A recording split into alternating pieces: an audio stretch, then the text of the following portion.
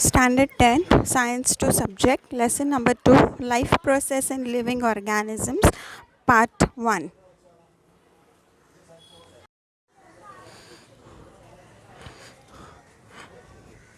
The first topic that we are going to study in this is the life processes that take place inside the body of living organisms, means the process that are important to keep living organisms healthy and in living condition, means respiration process, digestion process, excretion process, circulation process, like this. In case of plants, photosynthesis, respiration. So how these life processes are performed in case of us, in case of animals and human beings, we have the various organs which work together and they form organ system. These organ system, each organ system has its particular function and they are continuously performing their functions, their work.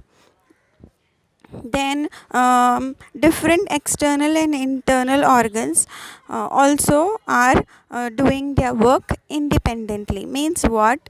Organ system means many organs working together for doing one common function, like for respiration, for example. So if you see the structure of respiratory system, there are different organs involved in it, nostrils, trachea, then lungs.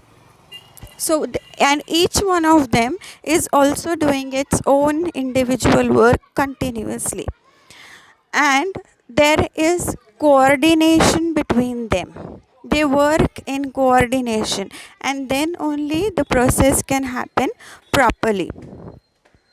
Now, why this organ system are important to us? The main purpose of all the organ system is to provide energy to our cells so that we can survive, live and do different work, and we require energy for that. So they have given some main examples of nutrients which are important for energy production, like carbohydrate, fats and lipids. These are the main important major sources of energy, and these nutrients are used to produce energy inside the mitochondria of each and every cell of our body. Now, when we talk about energy production in the cell, yes, these nutrients, carbohydrate, fats and lipids are important, but these won't be of any use if we do not have sufficient amount of oxygen. So good and sufficient amount of oxygen is equally important for producing energy in each and every cell. And see, we are talking about nutrients. That means these will be present in our digestive system, and oxygen, it will be present in our lungs. So these nutrients and oxygen are circulated, are transported by the circulatory system, by the blood, to each and every cell of our body, and there the energy is produced.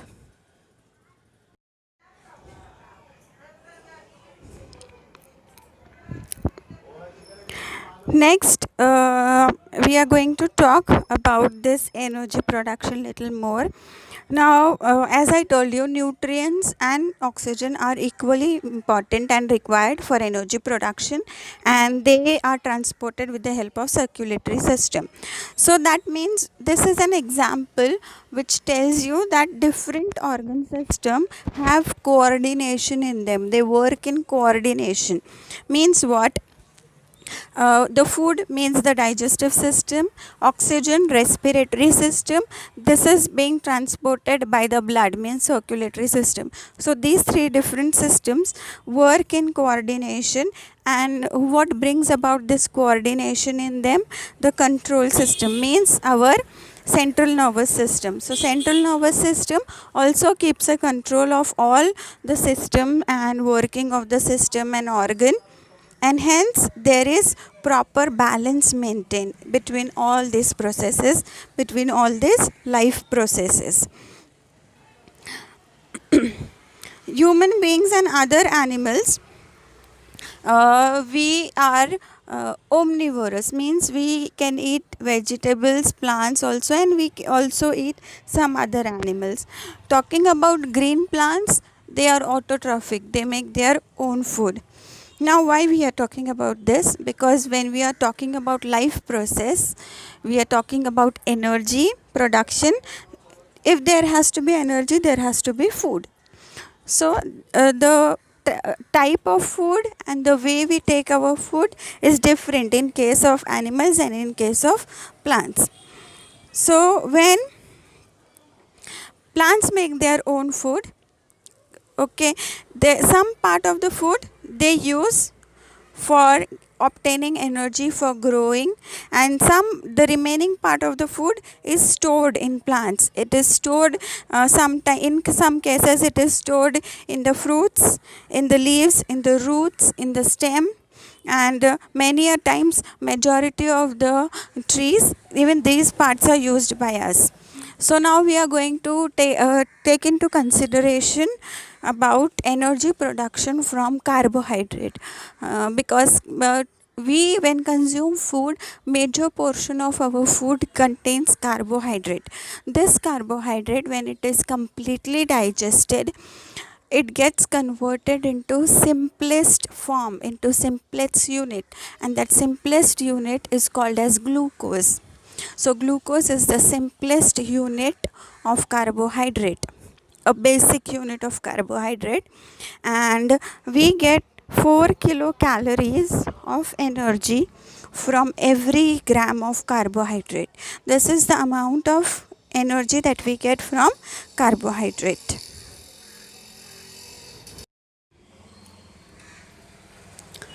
Next slide is living organisms and energy production. Now we have seen that in living organisms, for energy we need oxygen and we need food, nutrients. And when this is happening, we consider the basic unit, that is basic unit of carbohydrate, that is glucose. It actually gives us the energy. Now when you talk about living organisms, respiration happens at two levels. See, we are saying that energy production requires nutrient and oxygen. So how do we get oxygen?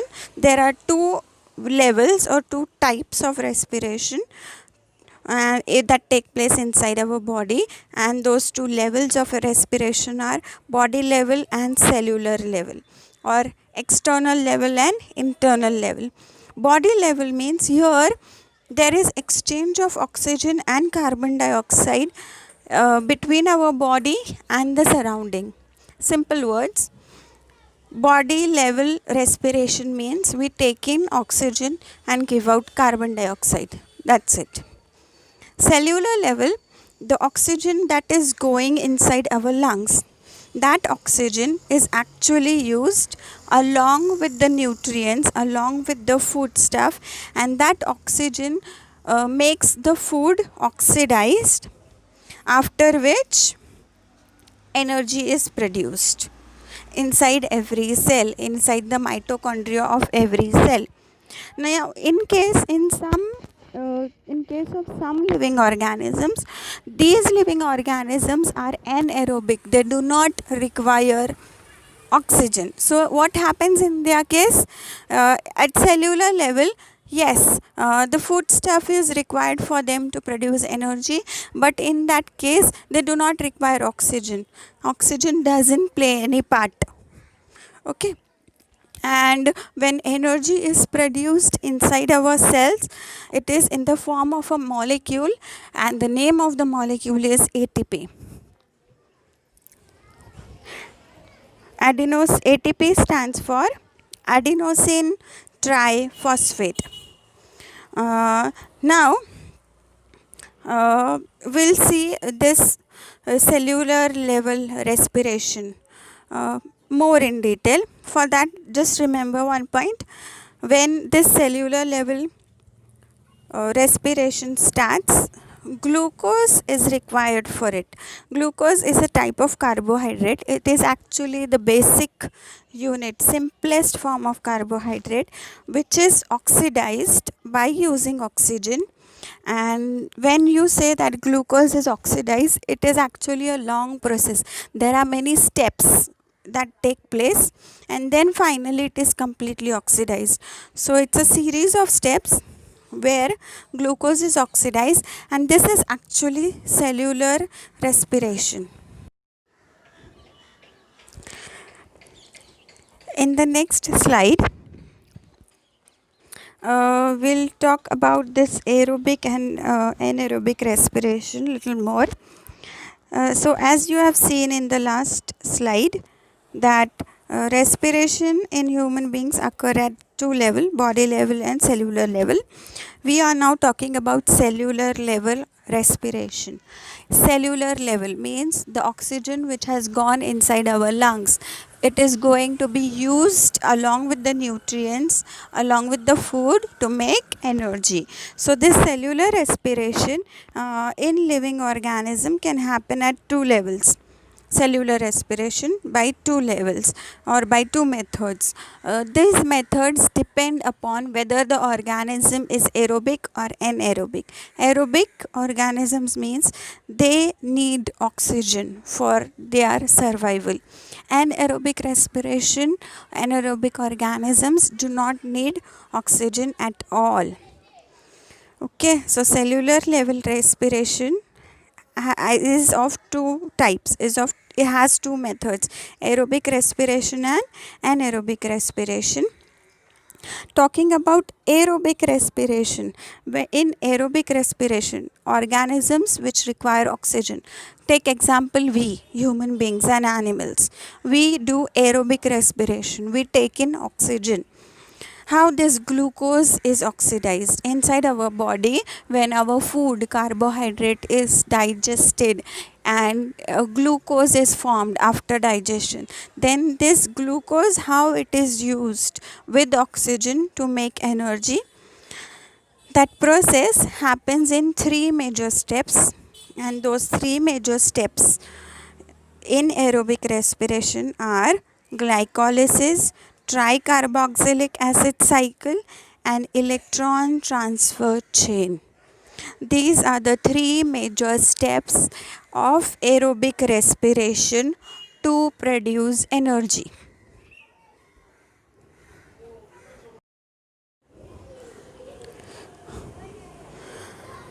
So we are going to see now what this glycolysis is. It is the first step of aerobic respiration where glucose is being oxidized. So glycolysis, it takes place inside the cytoplasm of each and every cell of our body. It doesn't take place immediately inside the mitochondria. Glycolysis takes place inside the cytoplasm. Remember that. The other process, they happen inside the mitochondria, but glycolysis happens in the cytoplasm. What happens in glycolysis is a single glucose molecule is oxidized step by step, and two molecules of each are formed. Means what? One glucose, when it is oxidized by oxygen, then two, what is formed is two pyruvic acid, two ATP molecule, two NADH2 molecule, and two water molecules. When this glycolysis process starts, it starts with glucose. It requires glucose, one molecule of glucose, one molecule of oxygen, and when this glycolysis is completed, then two molecules of pyruvic acid, two molecules of ATP, two molecules of water, and two molecules of NADH2 are formed. Now out of this pyruvic acid is an important molecule, because this is then going to start with the next step, and that is tricarboxylic acid cycle. This pyruvic acid, which is formed in glycolysis, will enter into the second step, that is tricarboxylic acid cycle. and ATP is the energy giving molecule, adenosine triphosphate. Water is again important for our body, so it is formed. NADH2 is nicotinamide adenine dinucleotide. This is the full form, and it is an enzyme which plays a very important role in aerobic respiration. Okay, later on, this molecule of pyruvic acid, which is formed here, two molecules of pyruvic acid, when they enter into the next step of aerobic respiration, that is tricarboxylic acid cycle, these two pyruvic acid molecule get converted into acetyl coenzyme A. This we are going to study more in detail when we will see the tricarboxylic acid cycle. For now, just remember where glycolysis takes place, how it starts, and what is formed.